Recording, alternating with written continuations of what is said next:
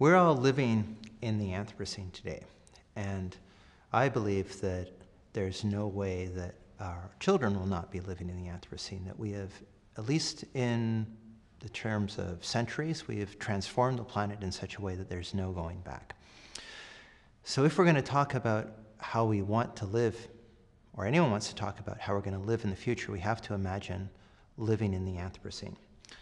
And what I think is that we haven't thought enough about living in the Anthropocene. And unfortunately, we lack thinking about how we would like to think we would live in the Anthropocene. And there's a paucity of, especially thinking of more positive visions of what the Anthropocene could mean. And this doesn't mean that the Anthropocene is good, but it is, and good for people, but it means that we have to think about how we can make the Anthropocene, whoever we is, and whatever good means, as good as it can be for us. So one of the ways I like to think about the Anthropocene is through also popular representations of the future. And at least in the English-speaking world, there's been a boom in dystopian literature in the last 10 years. And it's interesting when you try to look through different visions of the future, of how rarely you see positive visions of the future.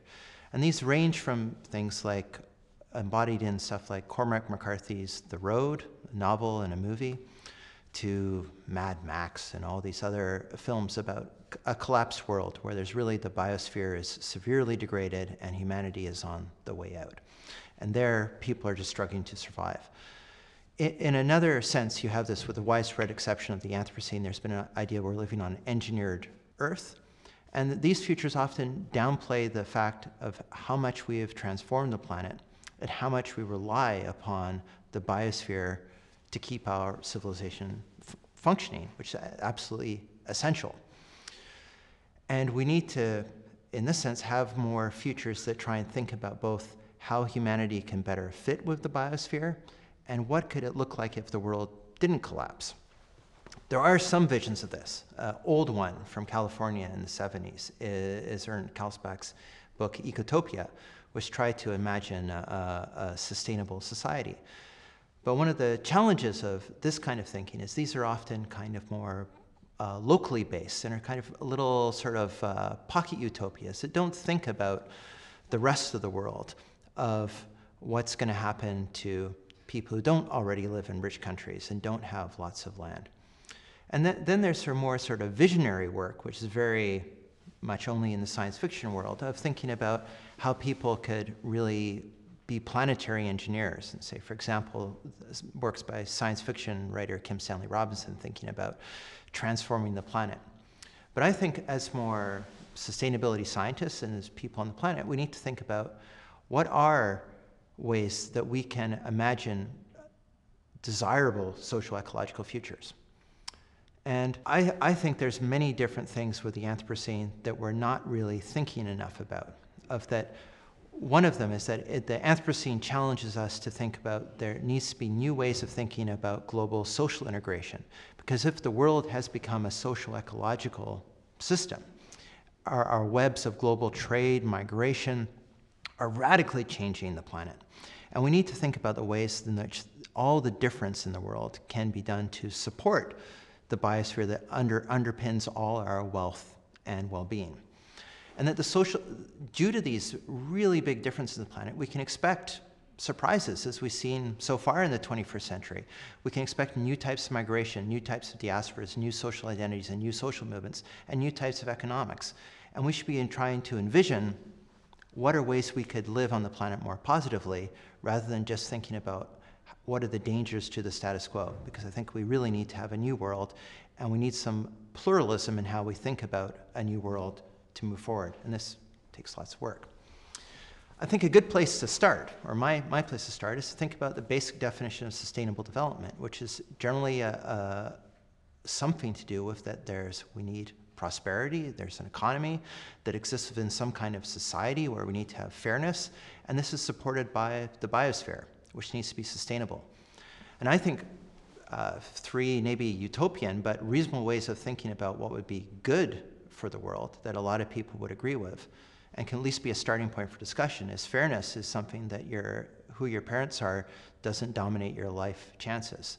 and that the world is, offers opportunity for all the children who are born in it, that it's prosperous, that people have an opportunity to live fulfilling lives, and that the current civilization isn't eliminating the possibilities for people to have good civilizations in the future. And of course, how are we doing today? I think as everyone is aware, our world today is very prosperous. It's the most prosperous it's ever been. But it's also extremely unfair in that this prosperity isn't shared around the world and it's not sustainable. So prosperity, we're now richer as a planet than we've ever been before. People live longer, people are higher educated, and this development is broad-based around the world. However, we're also hugely unequal. This figure shows, a bit complicated, people's incomes in different countries in different 5% steps, and the total income distribution in the world. And what this shows is that the richest 20, 35% of the people living in Uganda, Mali, and Tanzania are poorer in terms of income than the poorest people living in Denmark. That the world is tremendously unfair. And this is not a good world. And finally, with sustainability, there's many different ways of thinking about sustainability, but we know lots of things about how the world works, and we're not on good trajectories. This graph is a recent graph showing that how based on looking at IPCC scenarios for the future of just climate change, we're on a very bad trajectory, and that we don't have to be on that trajectory as the world, but we are on this one, so we need to change. However, we also know that there's a lot of capacity to have a better planet, that looking at what contributes to human well-being and inequality is showing by actually having a fairer world could greatly increase the well-being of the planet. We know that by transforming the way we farm, eat, and distribute our food, we could support many more people with the same amount of farmland we have today. And we also know that as people more and more move to cities, we have lots of opportunities in building new cities and building new urban environments to provide environments that are better for people and nature as people move around the planet. So there's a lot of latent capacity, I believe, and I think there's a lot of evidence for having a good Anthropocene, but the challenge is, how do we reach this? And I think we need to have more integrated research that tries to better unite these three sort of pillars of the Anthropocene, of trying to have more think about how fairness, prosperity, and sustainability can reinforce one another. But I think, as I was talking about in terms of how the 21st century is likely to be surprising, we need to think more about also resilience, that we have to be planning for surprise, maintaining diversity, and keeping our capacity to self-organize to enable us to experiment our ways towards a better Anthropocene, because no one knows what that exactly will look like.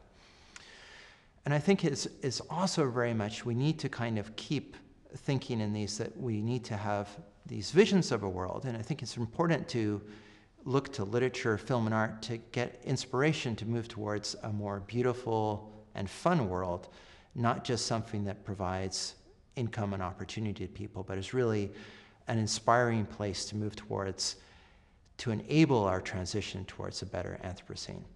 And I think this expansion of the possible ways of living is very important, because without this, when we have transformation, when we have shocks, we're less likely to be able to use those to move towards a better world, and we have much more opportunity to end up in these bad futures we've envisioning. So in conclusion, I really believe that we need to have more thinking by more people and more diverse groups of people about what a desirable Anthropocene would look like and what are some pathways to achieve it. And I think one of the things, to come back to what I was saying at the beginning, is to try and imagine in sort of fiction, in film, in all sorts of visual representations, what would a world that's probably going to be warmer, has different animals in it, and has different amounts of nutrients flowing through it, what kind of world would could that be? Not would it be, could it be? And what kind of world would you like it to be that we think we can achieve? And what are kind of things that people can do to work towards this? And I think there's no way we're going to get a blueprint, but by having a diversity of visions from different perspectives, from Asia, from indigenous perspectives, from urban perspectives, from rural perspectives, we can work towards a vision of a better future. And while dystopias tell us where not to go, they often give us little guidance about where we should strive for. And I think to try and get these stories of thriving, of fairness, of justice, of reconciliation between people and between people and nature is something that's vitally needed. And I urge everyone who's listening to this to think about, both for themselves and trying to think about how we can encourage and spread more desirable, positive visions, whatever your definition of positive and desirable is.